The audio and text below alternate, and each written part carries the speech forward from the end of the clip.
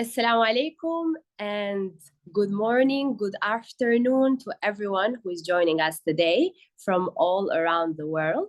I am Lulu. My original name is Luljeta, and I'm very happy that I'm hosting MACFEST for the second year this time. I'm very, very happy that today I'm going to be hosting the youth panel. We are in the middle of this panel for this year. There are much more interesting events coming up, so don't miss them. Very quickly, before I start representing everyone else, for everyone who doesn't know me, as I said, I'm Luljeta. Shortly, you can call me Lulu. I'm originally from Albania. I live in London, in UK, but now for the moment, currently, I'm sitting in my house in Albania. As you see from my voice, I'm a little bit sick, but I'm sure I'm going to enjoy, even while I'm your host, I'm sure I'm going to enjoy all the beautiful information and very interesting at the same time that our student will give us today in our event. Without using time, before we start the event, I would like to thank all of you guys for the donation that you have given to MACFEST, which helped to create our different events that we have. So please do join us and send the links that we sent to you guys to your friends, and follow us on our social media. We are on Twitter, LinkedIn, Instagram, TikTok. Of course, TikTok is very famous. So feel free also to post all your comments that you have today at the chat question and answers, and we will have a look of it in the end of our event. Now, it's my pleasure, I'm sorry, as I said, I'm a bit sick, to introduce our chief guest that is joining us today. She is Patsy Kane, who is an OBE MA, former executive head teacher and education. Patsy worked in education for nearly 40 years.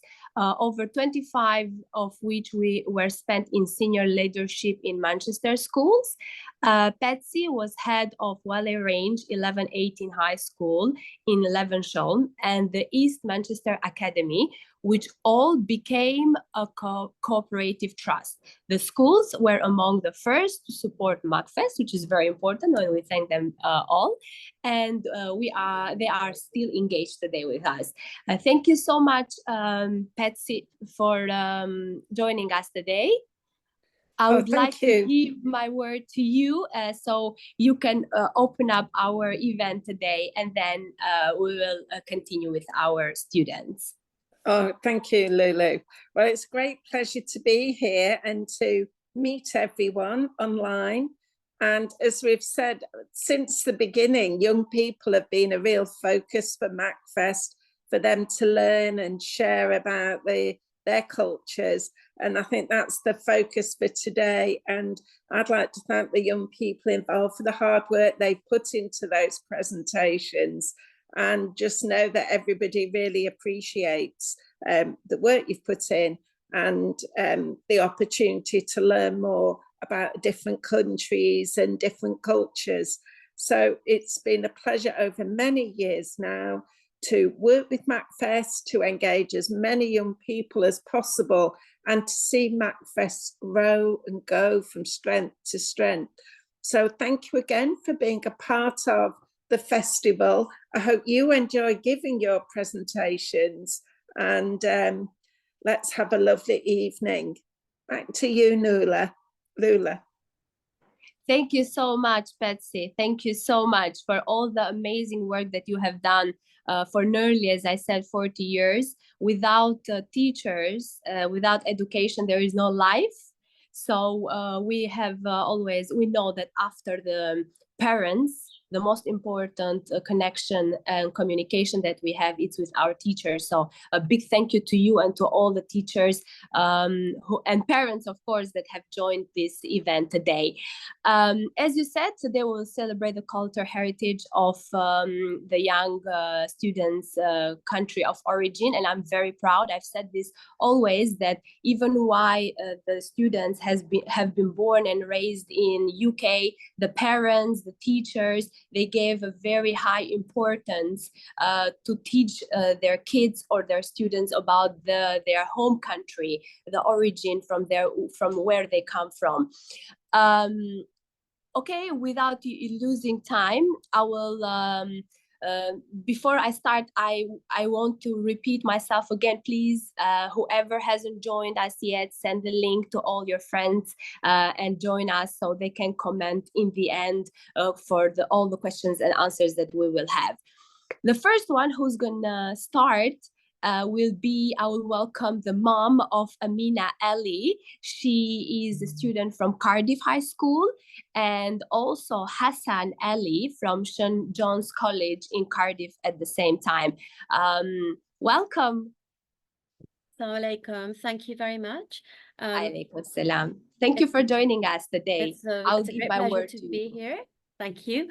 I'm just here to introduce my two children, Hassan Aly and Amena Aly. Hassan is 14 and at St. John's College, as you said, and Amena is 11.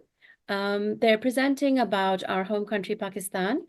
Although these children have had quite an interesting background, they've lived in Singapore for 10 years, and now we're in the UK in Cardiff. So they've got quite a diverse cultural upbringing. So I'd just pass it on to Hassan now, and he'd just like to share some things about Pakistan with everybody. Assalamu alaikum.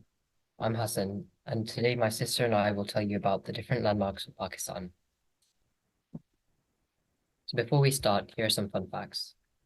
Pakistan is in South Asia. It borders India, China, Afghanistan, and Iran. It's the 5th most populous country in the world. Its capital city is Islamabad, and it's about 3 times bigger than UK. So today we could have chosen to talk about many other different things, but we decided to do landmarks because we think they're very important to our culture by reminding us about key events, places, and people who shaped our country. They can teach us new things and are part of history that's been left behind for us. They're both man-made and natural landmarks. So today we'll share with you our 6 favorite landmarks of Pakistan. First one is Minar-e-Pakistan. It was designed by Nasruddin Murad Khan, a Pakistani civil engineer and architect. It was built to commemorate the Lahore Resolution, which was when the first official request to create a separate country for the Muslims in India was made. This event is important to remember because if it hadn't happened, Pakistan wouldn't exist. Here are some facts about the Minar-e-Pakistan. It means Tower of Pakistan, 70 meters tall, which is as high as a 21-story building. It used to be called Yadgar-e-Pakistan, which means Memorial Pakistan, and it's in Lahore in Iqbal Park. This one is the Mizar-e-Qaid. It's the tomb of the founder of Pakistan, who was called Muhammad Ali Jinnah. It was built in 1970 and was designed by Yahya Merchant, who was an Indian architect and a personal friend of Jinnah. So this landmark is in Karachi, and it has a chandelier inside, which was a gift from China. It's 43 meters tall, which is as high as a 13-story building. Now I'll hand over to my sister Amena, who will talk more about the other landmarks. Assalamu alaikum. My name is Amena, and today I'm going to talk you through the rest of the landmarks. Third one is Mohenjo-daro. Mohenjo-daro is the ruins of the ancient Indus Valley civilization. It was rediscovered in 1911. Archaeologists say that it's the best preserved city of the civilization. Even though it was built thousands of years ago, in 2500 BC, it has advanced water and sewage systems, and it was laid out like a modern city. Fun facts. It's located in Sindh. It's around 300 hectares or 3 kilometers squared, the size of 32 football fields. The city was divided into 2 parts, the citadel and the lower town. It's estimated that it had a population of about 40,000 people. Number 4, K2. K2 is the second tallest mountain in the world. It's part of the Karakoram mountain range. It's one of the 14 mountains in the world that are taller than 8,000 meters. K2 was discovered by Colonel Thomas George Montgomery. The first time someone reached the summit of the mountain was in 1954. Although there were many attempts before that, none was successful. Fun fact, its death rate is higher than Mount Everest's. The oldest person to climb K2 was 65 years old. The first time someone climbed K2 in the winter was in 2021. Number 5, Faisal Mosque. Faisal Mosque is the largest mosque in Pakistan. It was designed by a Turkish architect called Vedat Dalakay and was built in 1986. Faisal Mosque is named after King Faisal, the former king of Saudi Arabia, who helped fund the construction of the mosque. Fun facts, it's located in Islamabad. It can accommodate up to 300,000 people. Vedat Dalakay won an award for the design of the mosque. And the last one is called Badshahi Mosque. The 6th Mughal Emperor Aurangzeb ordered it to be built. It was finished in 1673, and at the time it was the largest mosque in the world. Badshahi Mosque was built to commemorate Aurangzeb's victory over his brother Dara Shikoh in their War of Succession. Fun fact, it's located in Lahore. It can accommodate up to 100,000 people. The mosque only took 2.5 years to build. These were just our 6 favorite landmarks of Pakistan. Pakistan has been blessed with many more, both natural and man-made, and I hope that one day you'll be able to visit them. Now I'd like to end with a quote by Marcus Garvey, which says, "A people without the knowledge of their past history, origin, and culture is like a tree with no roots." Thank you for listening. Perfect. Thank you so much. Thank you so much, both of you. Thank you, Amina. You have a beautiful name, and Hassan for introducing us Pakistan. Every time, because as I said in the beginning, this is my 2nd year that I present the culture heritage, and it's every time I learn new things. I didn't know, for example, that K2 is the 2nd mountain, the largest mountain in the world, which is beautiful. I would love to visit that in one day. And also, I would love to know more about the food in Pakistan, but maybe in the end, I may ask some questions about the food because I'm sure you guys know a lot about that. Well done, both of you. I'll come back to you in the end. Maybe also your friends and other students may have some other questions when it comes to Pakistan. So we'll see till the end of the event. Without losing time, I will go to our 2nd student. This time will be the teacher who is going to introduce us. The student is Gada Mahmoud, and she will introduce Maryam Mustapha from the Nile Language School. Assalamu alaikum, and thank you for joining us, Teacher Gada. Assalamu alaikum wa rahmatullahi wa barakatuh. I am Gada Mustafa, the head teacher of the Nile Language School. I'm really happy to be between you in these events. It's really good events, and I'm really pleased to be between you. The Nile Language School is a supplementary school teaching Arabic, Quran, and religious study for native and non-native speaker. And we are teaching the Egyptian syllabus because as I would like my students and our community to be together in the school. So, and we have here today Maryam. She came from Egypt, I think 3-4 years ago, and today she's gonna talk about the Egyptian culture, and she's gonna represent our school as well, the Nile Language School. Her name is Maryam Aly. She's in year 8. Welcome, Maryam. So hello and welcome to my presentation. I'm Maryam. I'm in year 7 and I'm from Stratford Grammar. I'll be sharing my presentation with you right now. Okay, so welcome ladies and gentlemen to my presentation about my exquisite country Egypt, presented and made to you by myself.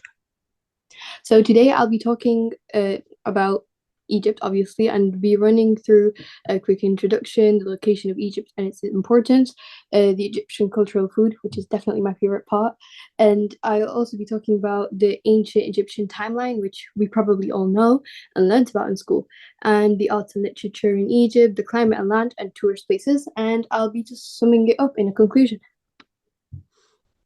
So whenever I tell someone that I'm Egyptian, they start asking me if we have electricity, cars, and phones in Egypt, since this is the stereotype that has started being around since people just started learning about ancient Egypt in schools, for example. It is like the curriculum is thousands of years behind, but now Egypt is a modern country. It still keeps and teaches its marvelous history, but this isn't the way the people live. So the location of Egypt. Egypt locates in the northeast of Africa, is the country bordering Libya, Sudan, and Palestine. Egypt also extends with the southwest of Asia in Sinai. In addition, Egypt contains a very important canal called the Suez Channel, which is very important since it enables a more direct route for shipping between Asia and Europe. In simpler words, it connects half of the world with the other. Now, the cultural food. This is a really important part in the Egyptian culture and history, and I love this part really. I just love it. So mahshi is definitely my favorite dish. It's really delicious. It's made with with vegetables, stuffed with ground beef and rice that are cooked in a flavorful tomato and cumin sauce. You need to try it out when you go to Egypt. And kushari is Egypt's national dish and is a widely popular street food. It is a traditional Egyptian staple mixing pasta, Egyptian fried rice, vermicelli, and brown lentils, and topped with a zesty tomato sauce, garlic vinegar, and garnished with chickpeas and crispy fried onions. Now this is the dessert, basbousa. So basbousa is a sweet syrup-soaked semolina cake that originated in Egypt. The semolina batter is baked in a sheet pan, then sweetened with an orange flower water, or rose water, or even simple syrup. We like to make it at home with simple syrup, and it just turns out beautiful every time. Then we cut it into diamond shapes or squares. Now to the drink. And recently, with Ramadan, I would always have this drink with iftar. This drink is a real thirst quencher, and it's a refreshingly cold sweet drink after a long hot day of fasting in Ramadan. Everyone loves this drink, and I reassure you, especially kids. Now the timeline. Starting at 6000 BC, the famous ancient Egyptian civilization began at around 6000 BC, according to historians. Many people learned how to do farming, building, and even started schools and created palaces for pharaohs to dwell and be worshipped in. Now, between 6000 to 3100 BC, between this time, River Nile Valley was first inhabited and trade was already established between Egypt and Syria. The step pyramid was built by Imhotep under the reign of King Djoser. Actual organized farming begins and hieroglyphics started developing. The Great Pyramid of Giza is constructed by Pharaoh Khufu. Now, between 3100 to 200 BC, a collection of the Library of Alexandria expands during the reign of Ptolemy III of Egypt, and this is one of the largest libraries of the whole world, and it was once the first and largest. And I can check later, and if anybody wants to ask if it's the largest, I can check because I'm pretty sure it was. And several other pyramids were built, many trade lines were built and made. Egypt becomes more inhabited and more famous. Now, from 200 BC till now, Egypt gets conquered by the Romans, which is really widely known because of Queen Cleopatra. She rules at that time. The Ptolemaic period begins in 333 BC but ends in 30 AD. A while after the Roman Empire ends in Egypt, then the Byzantine Empire follows afterwards. Now, the current day. Egypt is a modern country. It's a tourist country, actually, as it's widely known for the pyramids and the Sphinx. And it has lots of public and tourist places, public facilities, and transport. And yes, we do actually have electricity, cars, and phones in Egypt. Now, about the arts and literature. Egypt is one of the Arab world's literacy centers and has produced many modern Arabic literature's finest writers. The impact of the West is one of the recurring themes in the modern Egyptian novel, as in Tawfiq Hakim, which is the man you can see on your left, and here are some of the books he's written. Another person is Naguib Mahfouz, and he's a really famous writer. Many Egyptian schools, they learn about his writing. And a quick summary, which actually needs to be way larger because he's written way more, but I'll just explain it and sum it up. A capacity to catch the color of life among us is in a characteristic quality of the early and middle work of Egypt's greatest modern novelist, Naguib Mahfouz. So that's just a sum up that many news journalists would use to try and describe Naguib Mahfouz. And I quite liked the metaphor that they've used. Now, the climate and land of Egypt. Obviously, Egypt has an extremely hot climate that allows lots of farming, of which plays a major part in the Egyptian history. It also doesn't rain often in Egypt, nor does it snow. Now, the land. As it doesn't rain or snow, the land is great for crops that are less likely to flood from the rain. In addition, Egypt's fertile land isn't as hilly, which makes it easier for livestock to live there and for buildings to be constructed. Now, the tourist places. Obviously the famous Cairo, it's the capital of Egypt and is the country's largest city, home to 10 million people. Luxor has frequently been characterized as the world's greatest open-air museum, as the ruins of Egypt's temples, complexes are Karnak, and Luxor stands with the modern city. Aswan was the southern frontier of the pharaonic Egypt. Its local quarries supplied granite from ancient Egyptian monuments and are still operated. Now, Al-Azhar Mosque, as Egypt is an Islamic country, it still includes other religion, but the main religion is Islam, and it's home to hundreds of mosques and cities. Yet Al-Azhar Mosque remains a prevalent historic site in Cairo. And I will be reading to you an ayah from the Quran in Surah Yusuf, ayah 99. Bismillah ar-Rahman ar-Rahim.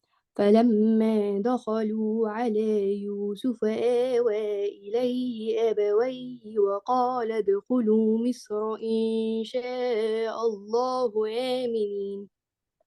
Sadaqallahu al-Azim. And this translates to, and when they entered upon Joseph, he took his parents to himself and said, enter Egypt if Allah willing and safe and secure. So this ayah is really important as it mentions Egypt in the Quran, showing its importance and its wealth at the time. Now, a conclusion. Whenever someone tells you that they're Egyptian, don't start asking them if they have electricity, cars, and phones in Egypt, since we want to change this outdated stereotype. It's true, we feel proud of our religion, of our history, and our great ancestors, but that doesn't mean that we live the same way of them and still haven't developed. Thank you for listening. And you know what was very interesting is, as I mentioned in the beginning, I was for Umrah. I don't know if I mentioned this. And in my floor that I was staying, we had lots of Egyptians. And every time I was going out around Maghrib time, there was a certain smell. And one day I asked the ladies, what is this smell? What is this kind of food that you cook every day? And they said that is mahshi, the food that you mentioned. And she mentioned that mahshi is a must in our iftar, in our table. If we don't have mahshi, there is no iftar. Is that true, Maryam? Honestly, I love mahshi. Whenever we go to Egypt, I'm like, we need mahshi in iftar. Like, we need it. It's a must. Yeah. Exactly. But thank you so much, Maryam, for your presentation. It was very beautiful and very interesting to learn about the history, food, and I love the way how you closed it, like with the ayah in the Quran, giving more importance that Allah has mentioned Egypt as well in our holy book. Okay, I'm sure that our friends and other students may have different questions. I was looking at the questions as well in the chat, but we will go through all of them in the end of the event. losing time, I'll go to our next student. He is Kutalp Bilal Buyukkaya, and his father will introduce him. He's a student from Downfield Primary School, Cheshunt, Waltham, Hertfordshire. I have an idea where he is from the name, but for all the details and more information, I will leave his father and himself to introduce himself. Assalamu alaikum and welcome. Welcome. Walaikum salam. Hi everyone. We are, joining from the London. My name is Osman. I would like to introduce my son. His name is Kutalp Bilal, and then he is going to year 5. Would you like to introduce about Turkey? He's a little excited, but he's okay. He's gonna do it, I believe. And then that's all. We are in London more than 4 years. That's okay. I'm sure he's gonna introduce Turkey in the perfect way. Yes, inshallah, we will see that. Inshallah. Inshallah. We are all hearing you. Yes, okay. Let's start, the PowerPoints, please. Yes. Assalamu alaikum. My name is Kutalp. Yes. Turkey is a country that contains many different Turkey is a country that contains many different beauties due to its location. Next, please. Due to its geographical structure, tourism, diversity, historical backgrounds, and especially delicious it is in an important position among the most visited countries. Next, please. The Bosphorus Bridge connects the Asian and European continents in city of Istanbul. Both sides of the Bosphorus have beautiful views. Next, please. Turkey is surrounded by sea on 3 sides. It is a very beautiful country with its sun, sea, and sand beauty. Next, please. Turkey's economy is among the countries that are self-sufficient. It has factories for the production of textiles, automobiles, and electronic household goods. Fruit and vegetables production is very diverse and delicious. As of this year, it has the 16th largest economy in the world. Next, please. The country population is over 85 million. It is among the promising countries of the future with its young population. Next, please. Turkish and Turkic languages are spoken in many Turkic states. For example, Azerbaijan, Kazakhstan, Kyrgyzstan, Turkmenistan, Uzbekistan, and some Balkan countries speak Turkish. The majority of the country's population is Muslim in Turkey. Next, please. Turkey has been largest refugee hosting country in the world for the past 11 years. More than 3.6 million refugees by mid-2023. Next, please. There are many different options in terms of tourism diversity. There are tourism opportunities in every season. There is an opportunity to swim in summer, ski in winter, and visit forest and platinums in spring. Next, please. Kutal? Yes. Yes, you can continue. Yes. The main tourism cities are Antalya, Izmir, Mulan, Aydın, Marmaris, Fethiye, Dalian. Next, please. Many civilizations lived in Turkey in the past. For example, the world's first stock exchange was established in the Çavdar region of Kütahya city. Göbekli Tepe, which has traces of being the world's first civilization, is within the borders of the city of Urfa. It is said that Noah's Ark was on Mount Ararat. Many historical buildings were built during the Ottoman Empire. In short, there is a different history in every city of Turkey. Thanks a lot. He's done. How do we say in Turkish language, well done? Kutalp. Welcome. Well done. No, well done. Turkey. Turkey. Turkey, or I would say aferin sana. She knows Turkish, you see?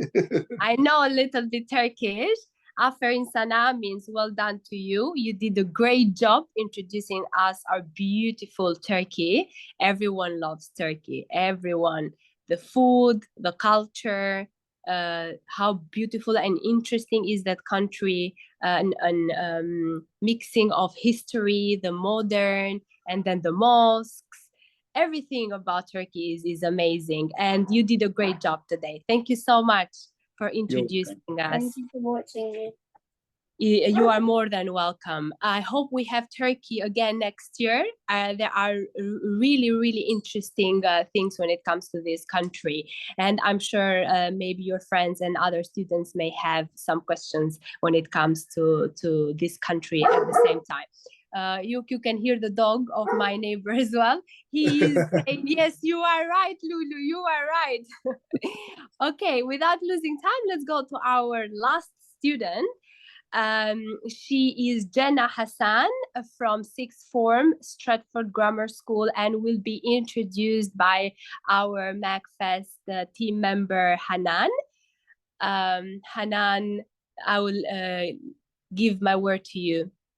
Thank you so much, Lulu. And what can I say? You are always an amazing host. And I have to thank Patsy as well, because always she's been a great partner to MACFEST, and a big support always to youth panel, by the way, from the climate change panel to cultural panel. It's, what can I say? It's such amazing fest today, from Pakistan to Egypt, Turkey, and now we will travel together to Morocco. But before, let me introduce you Jannat Hassan, who is my friend daughter. She will present sixth form Stratford Grammar School. It's over to you, Jannat, to share your presentation and guide the audience to discover the beauty of Morocco. I'm proud of her. So thank you.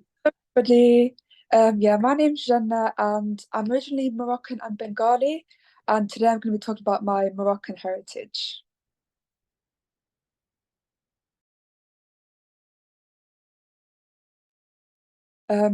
Is the PowerPoint up? Yeah. Yeah, we can see it now. We can see it. Good. Okay, so next page, please.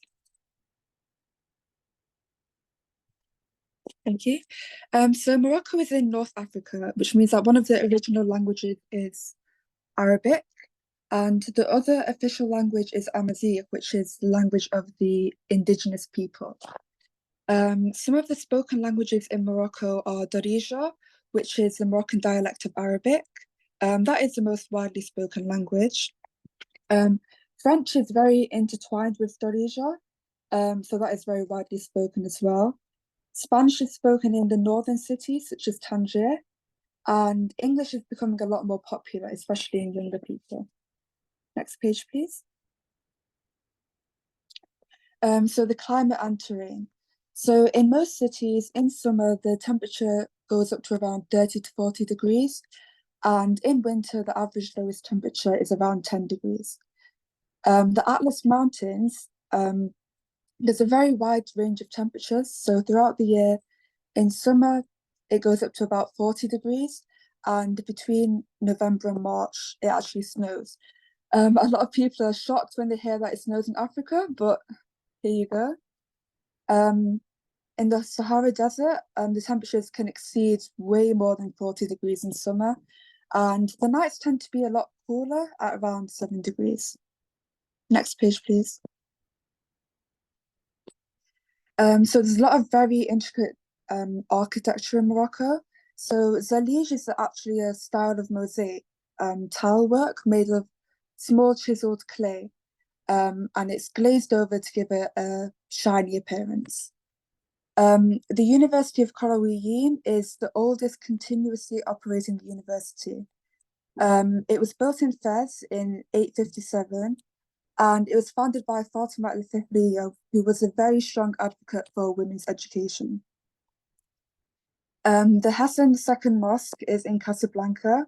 It is very beautiful, and it took 7 years to build. It was built to commemorate the king's 60th birthday, and it can accommodate more than 105,000 people. Next page, please. So the food in Morocco. So the first one here, you've got tagine. Tagine is actually the name of the dish that is cooked in, and traditionally the dish is made out of clay. There's many different types of tagines. You've got chicken, meat, vegetables, fish, and the food is slow cooked until it's very tender. You've got couscous, which is topped with vegetables and meat or chicken. And traditionally, you leave the meat or the chicken to the end, and it's kind of distributed throughout the family, which is quite nice. And you eat it on one plate, so it's a shared dish. Next, we've got harira, which is a chickpea soup. It's tomato based, and we actually pair it with, at the bottom, you've got shabakia, which is actually a sweet, which, you know, surprisingly, we eat the sweet with the savory, but it's very delicious. Yeah. We've got ete, which is a mint tea. We have this multiple times throughout the day. In every household, you'll find ete. Bahrir is a kind of pancake. You can have it sweet or savory. We tend to have it with butter and honey. And finally, we've got briwet. They look a lot like samosas, but they're actually sweet. So they're filled with an almond paste and covered in honey or syrup. And last page, please. So this is the traditional clothing of Morocco. On the left, that's my little cousin. He's wearing his jabador. They come in different colours. And here you've got my little sister and me in pink tuxedos. Tuxedos they have two layers. So you've got the underdress and the overdress, and they're very intricately embroidered. Next to me, that's my mum, and she's in her kaftan. Kaftans, they're very similar to abayas, and they don't have a hood. And then on the right, you've got my grandparents. They're wearing jalebas. So jalebas are both for men and women, and they've got the iconic kind of triangular hood, which is very nice. And that's all. Thank you for listening. That's amazing, amazing. Thank you so much, Jenna, for the beautiful presentation of Morocco. I always say I need to go and visit Morocco and learn more. I used to live with a friend that she is from Morocco originally, and when you were mentioning tagine and all of this stuff, I've been going out with her and trying the food, the amazing food that you guys have, and the harira, the soup, which is amazing. Harira is my favorite. It's so delicious. I'm glad you like it. It's very delicious. And also what I would say is the tea. You guys have a specific tea which is with mint, right? You don't Yeah. So I learned that tea. I really love that tea. It was a must for me to learn it, so I can prepare it for myself. And it's very, very healthy at the same time. That's great. That's amazing. Thank you so much, Jenna, for your beautiful presentation. And inshallah, I'm looking forward to hear again students, young students from Morocco next year, inshallah, and learn more and more about this amazing country. And I would like to thank all the students.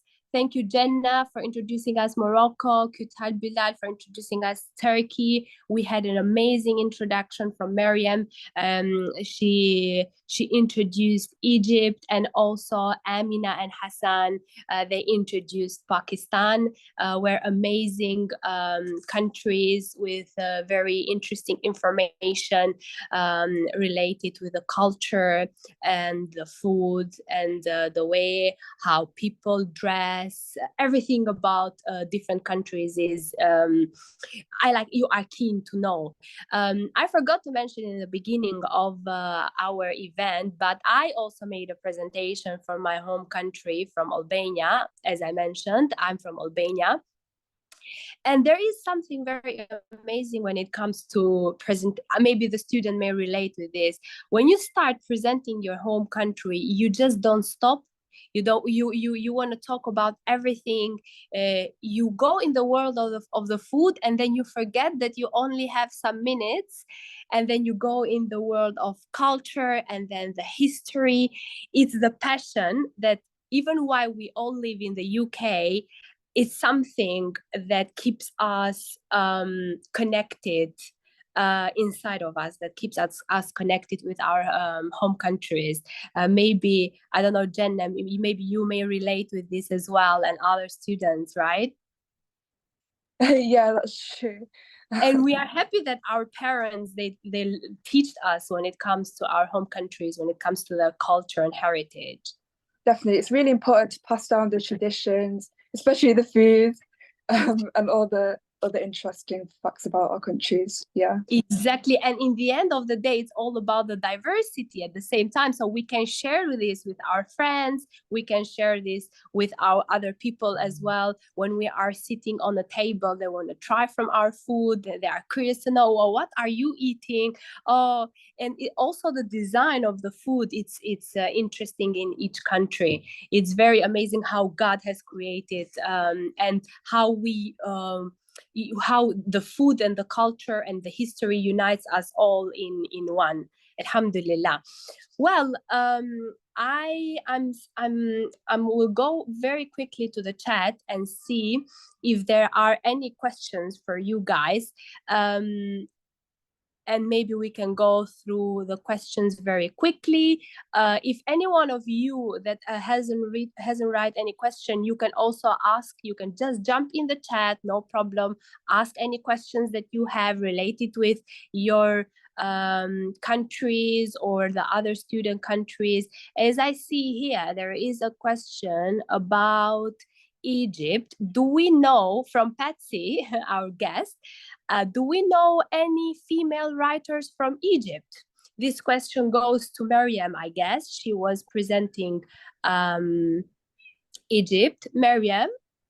I saw somebody write about Aisha Taimur, and yeah, she's really famous. I know a lot of other famous female writers, and I could mention them all day, but yeah, definitely. I'm just gonna go with her because, like, let's just say one. Yeah, perfect. Thank you so much for your answer, and thank you to everyone who joined us today. And as I see in the chat, we have guests from Bangladesh, from United Kingdom, from United Saudi Kingdom of Saudi, and also from other countries, Manchester, Bangladesh. Well, yeah, it was an amazing event, and it was great to hear all the information from all our students. Of course, if it was in my hand, I would love to know more and more and more, but this was our time for today. I would like to mention again, before I say thank you and goodbye to everyone, I would like to mention the fact that we have an amazing event coming up, and next is from our team member Ala. Please join us in our next event, Creative Recycling with Love, with artist Ala Zalat. I'm sure it's going to be amazing. So we're going to learn a lot. It's going to be on Saturday, 27th of April at 2 p.m. I'm flying on Saturday evening, so I'll have to join in the midday. It's Saturday, 2 p.m. on the 27th of April. I would also like to know if our guest would like to say anything. What does she think about the presentation? If she has anything to add in the end of our event, Patsy. Yeah, just to say a huge thank you for those presentations. It was really good variety, and the pride in the culture and the history came through really strongly. So well done to everyone. You can be really proud of yourselves, and thank you for sharing your knowledge. Thank you so much for joining us today. Thank you to everyone, guys. And as I mentioned in the beginning, please do share the link that we share with you, so you can check all our events that we have. Do follow us on our social media. We post all our events in Facebook, LinkedIn, Twitter, Instagram, TikTok. So if you want to share your presentation and our event that we had today with your friends that couldn't join us today, you can take it from a Facebook and share it with them so they can have a look, and they don't miss what happened today in our event. And also this is the same for the upcoming events in the future. And please do join in our next event. I repeat it again, Saturday 2 p.m. with Ayla. She is going to introduce us the world of recycling. I'm very happy that I was your host for today. I hope I will see next year again in this youth panel if the MACFEST team will believe in me and will trust this event again in my hands. And I wish you all have a lovely weekend or morning, whoever is joining from all around the world. Thank you very much for inviting us to this event. Thank you, Kesra. Thank you, and thank you very much for that. Yes. Thank you to all the teachers and parents and all the students. I wish you a lovely evening or day ahead. Take care. Lulu, thank you very much. Okay. Lulu, thank you to you. You've been a marvelous host as always. Absolutely terrific. And it's my pleasure. Yeah, thank you to young panelists. I'm so proud of them. The quality of their presentation was absolutely excellent. 10 out of 10, as your teachers would say. Absolutely marvelous. Every single country, every single presentation. And as Hanan said in the message, it's thanks to their parents for preparing them, to their teachers. And it's a big gift to present to the world as they've done in a festival. So my goodness, mashallah. Well done, guys. Well done. Thank you very much. Thank you for everything. Okay, thank you. Thank you to MACFEST. Thank you to MACFEST that makes this possible. Yeah. Yes. Thank you so much. Bye. Bye, everyone. Bye. Bye. See you next event.